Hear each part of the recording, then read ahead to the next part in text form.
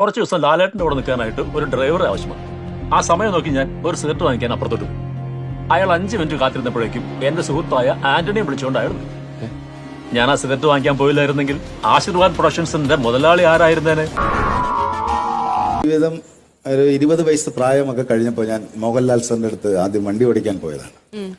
ഞാൻ വണ്ടി ഓടിക്കാൻ പോയി ഒരു ഷൂട്ടിംഗ് കഴിഞ്ഞ് ഞാൻ അവിടുന്ന് തിരിച്ചു പോരുമ്പോൾ ഞാൻ ലാൽ സാറിന്റെ അടുത്ത് ചോദിച്ചു, സാർ എന്നെ എവിടെയെങ്കിലും വെച്ച് കണ്ടാൽ ഓർക്കുമോ എന്ന് ചോദിച്ചു. അങ്ങനെ ഞാൻ ഷേഖാൻ്റെ കൊടുത്ത് ഞാൻ പോയി. എൻ്റെ സുഹൃത്ത് വലയം കൂടി മോഹൻലാൽ സാറിന്റെ ഒരു ഷൂട്ടിംഗ് കാണാൻ ചെന്നത് 3-ാം മുറ എന്ന് പറയുന്ന ഷൂട്ടിങ്ങാണ്.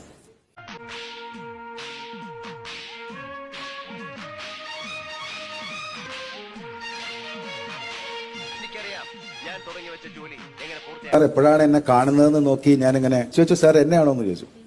പോരുന്ന സമയത്ത് ലാൽ സാർ എന്നോട് ചോദിച്ചത്, ആന്റണി എന്റെ കൂടെ പോരെ എന്ന് പറഞ്ഞു.